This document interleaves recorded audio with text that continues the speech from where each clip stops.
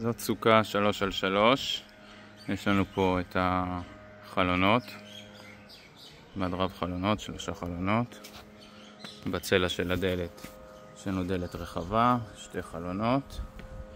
הדלת מתגלגלת למעלה וקושרים את זה עם החוטים. יש לנו את הרצועות לבוד שככה מעבירים אותם מסביב לכל הסוכה.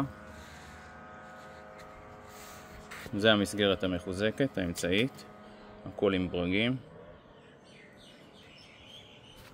זה המסגרת העליונה, המסגרת התחתונה, סוכה מאוד מאוד יציבה.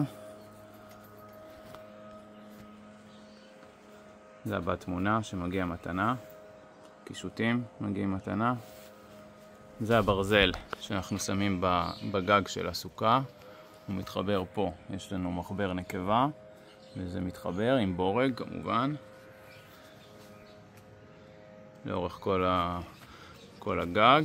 ואז הבמבוקים זה במבוקים של 1.60 מטר, וזה הסכך המהדרין רפיה, ירוק ויפה.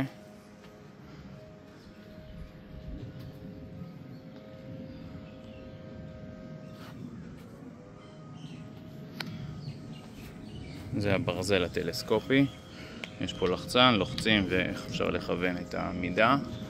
אנחנו רואים פה, יש פה עיגולים, כל עיגול, כל חור, אפשר לעצור ולקבע את המוט. אוקיי, וכל הברזלים עם ברגים, ברגלי פרפר.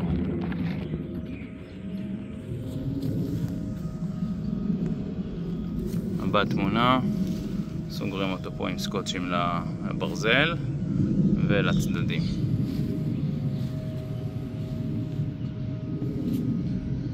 כל הבד ההיקפי עם סקוטשים לכל המסגרת, ויש לנו פה סקוטש כל הגובה של הבד. בד מתחבר לבד עם סקוטש לכל הגובה, אוקיי? כך שזה כמו בד אחד שלם. חלונות עם סקוטשים, אפשר לגלגל ולקשור עם החוט.